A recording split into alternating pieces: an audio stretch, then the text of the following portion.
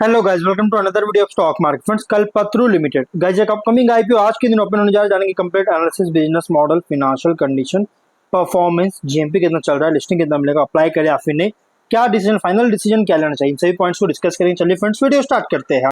तो guys IPO जो 24 जून open हो रहा है आज के दिन, 26 जून क्लोज किया जाएगा। 3 डे आईपीओ, 10 रुपीज का फेस वैल्यू, 387 टू 414 रुपीज पर शेयर की प्राइस बैंड, 36 शेयर्स की लॉट साइज, और ये fully fresh issue IPO 1590 crore का इशू किया जा रहा है। 3 करोड़ 84 लाख 5797 शेयर्स का इशू किया गया है। इसमें एम्प्लॉय डिस्काउंट दिया गया, मतलब इसके जो एम्प्लॉय है 38 रुपीज का उनको डिस्काउंट दिया गया अप्लाई करने के लिए।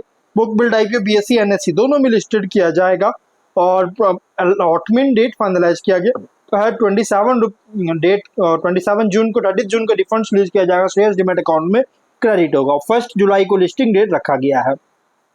रिटेल मिनिमम 1 लॉट 36 शेयर्स मिलेंगे, HN maximum 13 lot 468 shares, small HNI minimum 14 lot 504 shares, maximum 7 lot 2412 shares मिलेंगे, अप्लाई कर सकते हैं। और big HNI minimum 68 lot apply कर सकते हैं, 2448 शेयर्स मिलेंगे।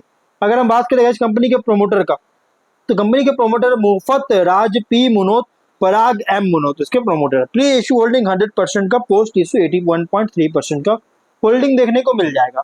ऑफर दिया गया है क्यूआईबी 75%, एचएनआई 15%, रिटेल 10% ऑफर दी गई है।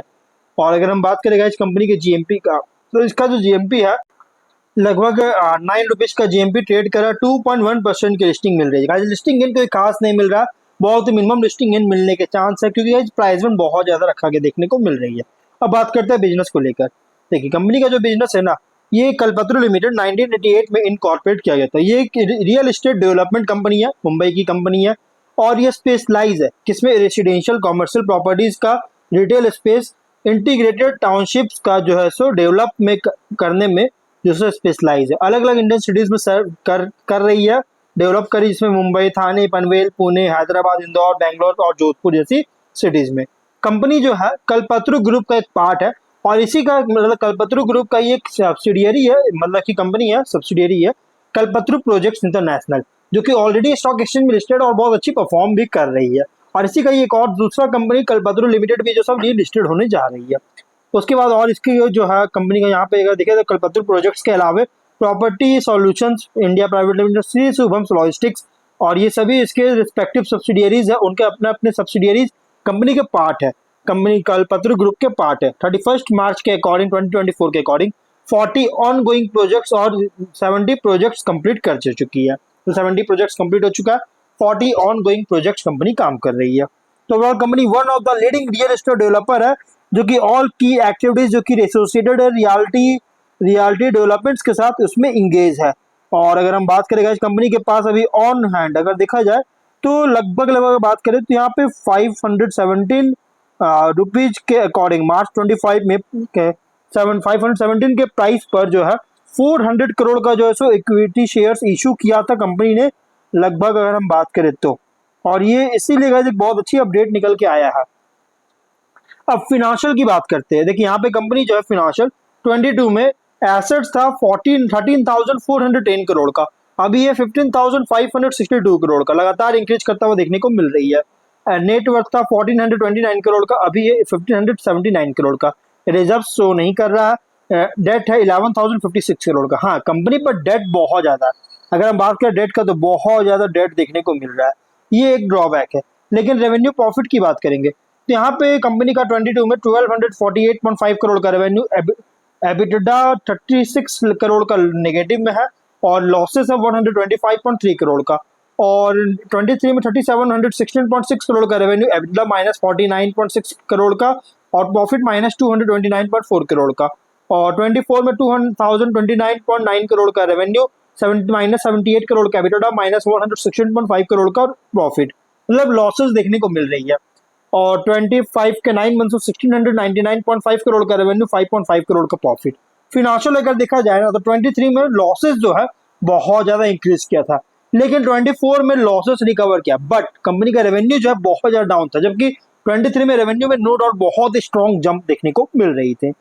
ओवरऑल अगर हम बात करें तो कंपनी जो है देखिए मार्च 25 में अगर बात करें तो 500 बहुत बड़ी अपडेट आई थी कंपनी के अंदर, जो कि 517.25 के प्राइस पर 400 करोड़ का जो है प्रोमोटर्स को इक्विटी शेयर्स इशू किया गया था। और ये कंपनी जो है एक निश ग्रुप जो है, ये जो ग्रुप है कल्पतरु ग्रुप है, मैं कल्पतरु ग्रुप की बात कर रहा हूँ। ये सब्सिडी कंपनी की बात नहीं कर रहा हूँ, ये कल्पतरु लिमिटेड की बात नहीं कर रहा हूँ, बल्कि मैं कल्पतरु ग्रुप की बात कर रहा हूँ, जो कि निश प्लेस जो है सो एंजॉय कर रहा है as a reality developer Mumbai metropolitan region में। जो कि गाइस एक अच्छी बात है। यहाँ पे देखिए 23 से यहाँ पे देखिएगा तो टॉप लाइन बम्पर देखने को मिल रही है गाइस, बहुत स्ट्रॉन्ग देखने को मिल रही है। इसका रीजन क्या है? इसका रीजन है जो स्पेशल लैंड पार्सल डील जो है अराइव हुआ था गवर्नमेंट की तरफ से, और यही कारण है गाइस कंपनी का जो है सो यहाँ पे ग्रोथ होता हुआ देखने को मिल रहा है।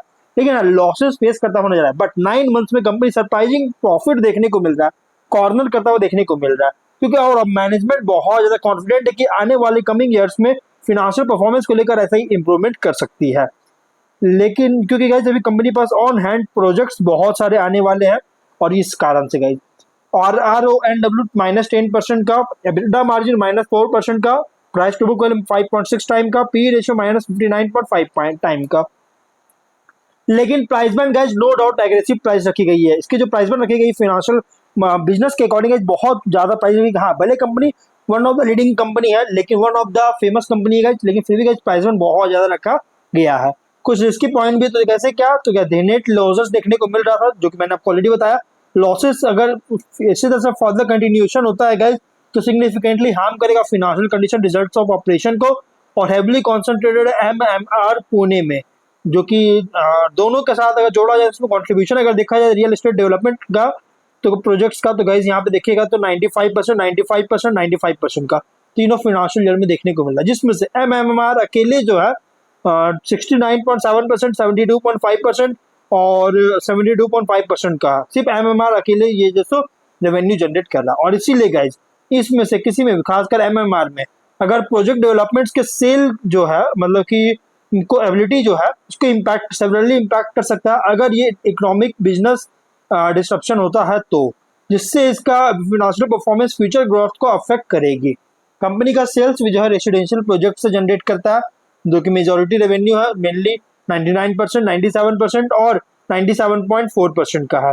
और इसीलिए guys real estate residential real estate market में डाउन टर्न होता है या फिर जो इवॉल्विंग जो कस्टमर प्रेफरेंस के साथ जो अलाइन है उसको अगर फेलियर होता है उसमें, तो मटेरियली इम्पैक्ट करेगा कल्पतरु के रेवेन्यू और ओवरऑल बिजनेस परफॉर्मेंस को। Negative cash flow investing activity से जनरेट किया 24 और 23 में, और कैश फ्लो फिनेंसिंग एक्टिविटीज से भी जो जनरेट किया 24, 23, 22 में। और यहाँ पे क्या नेट कैश जो है यहाँ पे नेट डिक्रीज देखने को मिला कैश एंड कैश इक्विवेलेंट में 22, 24 में। आप देख सकते हैं गाइस, वीडियो पॉज करके यहाँ पढ़ सकते हैं। और अगर इसी तरह से कैश आउटफ्लोज कंटिन्यू होता है जिससे इनफ्लोज को फ्यूचर में एक्सीड कर जाए, तो गाइस लिक्विडिटी चैलेंजेस फेस करना पड़ सकता है। Company subsidiary joint venture associate group company director promoters जो है ऑन गोइंग लीगल प्रोसीडिंग्स में इन्वॉल्व है, तो इसमें इंक्लूड क्रिमिनल और tax related matters. Adverse judgement के कारण गाइस कंपनी का बिजनेस प्रॉस्पेक्ट को डिट्रीमेंटल कर सकता है। कंपनी थर्ड पार्टी वेंडर्स पर हेवली रिलाई करता है क्रिटिकल कंस्ट्रक्शन मटेरियल्स के लिए, जैसे steel, cement, aggregates, ready mix concrete और इंटीरियर फिटिंग्स के लिए, जो कि 23-24 में अगर देखिए तो प्रोक्योरमेंट चैलेंजेस फेस करना पड़ा था, जिसके कारण कंपनी का जो है सो प्रॉफिट जो है बहुत ज्यादा डाउन देखने को मिला, जो मैंने आपको दिखाया था रेवेन्यू में डाउन देखने को मिला था 24 में। और इसका कारण क्या था? ट्रांसपोर्टर स्ट्राइक लगा था इंडिया में, जियोपॉलिटिकल डिस्टर्बेंसेस भी आया था इजराइल वॉर के कारण, जैसे इजराइल वॉर अभी चल रही है इसके कारण, जिससे एग्रीगेट की जो प्राइसेस है इसमें फ्लक्चुएशन देखने को मिल सकता है। रीइंफोर्स्ड कंक्रीट सप्लाई डिस्टर्ब कर सकता है, जिससे कंटिन्यूड जो है वोलेटिलिटी अगर होता है या डिले होता है मटेरियल अवेलेबिलिटी को लेकर, जिससे कॉस्ट को या टाइम ओवर रन्स को लीड कर सकता है। इससे इम्पैक्ट करेगा project timelines, profitability, overall financial health को। अगर हम बात करेंगे सिग्निफिकेंट पोर्शन जो है वर्किंग कैपिटल, ये भी फंडेड है प्री सेल्स के थ्रू, जो कि यहाँ देखा जाए तो 73.7% का, 74.6% का, 83.89%, मतलब कि प्री सेल्स क्या हो गया, एक तरह से एडवांस बुकिंग। और इसीलिए गाइस अगर प्री सेल्स जैसे प्रोजेक्ट कैंसिलेशन में अगर कोई डिक्लाइन आता है या फिर जो गवर्निंग रेगुलेशंस में अगर कोई एडवर्स चेंजेस होता है प्री सेल्स प्रोसीड्स के यूटिलाइजेशन को लेकर, तो कंपनी का रिलायंस जो है और एक्सटर्नल रिलायंस जो है एक्सटर्नल बोरोविंग्स को लेकर इस पर इंक्रीज करेगा, मतलब बोरोविंग्स वगैरह इंक्रीज करेगा, जिससे इसका liquidity, financial condition, operational performance को इम्पैक्ट करेगी। 24 के अकॉर्डिंग कंटिजेंट लाइबिलिटीज 281.5 करोड़ का अगर ये मटेरियलाइज होती है तो गाइज कोई भी मटेरियलाइज होती है तो डिवर्सली अफेक्ट करेगा फाइनेंशियल कंडीशन को। 30 जून 24 के अकॉर्डिंग फाइनेंशियल इंडेटनेस 10,747 करोड़ का अगर इसको रीपे नहीं कर पाता है तो ऑपरेशन फाइनेंशियल पोजीशन को हार्म कर सकता है। तो कुछ रिस्की पॉइंट भी है। जीएमपी 9 रुपीज का 2.1% का बहुत मिनिमम लिस्टिंग गेन मिल रही है। देखिए ऑब्जेक्टिव क्या है, तो लोन है उसका भी पेमेंट करना चाहता है। मेनली कंपनी किस लिए लाया, तो लोन रिपे करने के लिए, लोन ही रिपे करना चाहता है। वह 1193 करोड़ का जनरल कॉर्पोरेट पे फंडिंग चाहते हैं। देखिए अगर आप आईपीओ को अप्लाई करना चाहते हैं तो अप्लाई कर सकते हैं, हाँ, लेकिन लॉन्ग टर्म के लिए अगर आप लॉन्ग टर्म के लिए अप्लाई करना चाहते हो तो आप इसमें नो डाउट अप्लाई कर सकते हैं, सेकंड थॉट आप इसमें ले सकते हैं, अप्लाई कर सकते हैं। लेकिन मीडियम टर्म लिस्टिंग गेन के लिए अप्लाई करने का सोचते हैं तो मैं कहूँगा मत कीजिए, क्योंकि लिस्टिंग गेन में गाइस बहुत रिस्की हो सकता है, और प्लस प्राइस में बहुत ज्यादा रखी गई है। हाँ, बिजनेस बहुत स्ट्रॉन्ग है लेकिन प्राइस में बहुत ज्यादा रखा गया, लॉसेस फेस किया, इसीलिए guys short term, medium term या लिस्टिंग में गाइस थोड़ा सा एक कंसर्न रेज कर सकता है, लेकिन लॉन्ग टर्म में आप इसे अप्लाई कर सकते हैं। कल्पतरु का नाम जुड़ा हुआ है, कल्पतरु ग्रुप का ही पार्ट है, इसलिए गाइस एक मतलब कि रेप्यूट ब्रांड जो है सो यहाँ पे एडवांटेज मिल सकता है। तो गाइस जो भी फाइनल डिसीजन लीजिएगा अपने रिस्क पे लीजिएगा, कोई रिकमेंडेशन वीडियो नहीं है। तो मिलते हैं नेक्स्ट वीडियो में, टिल देन बाय।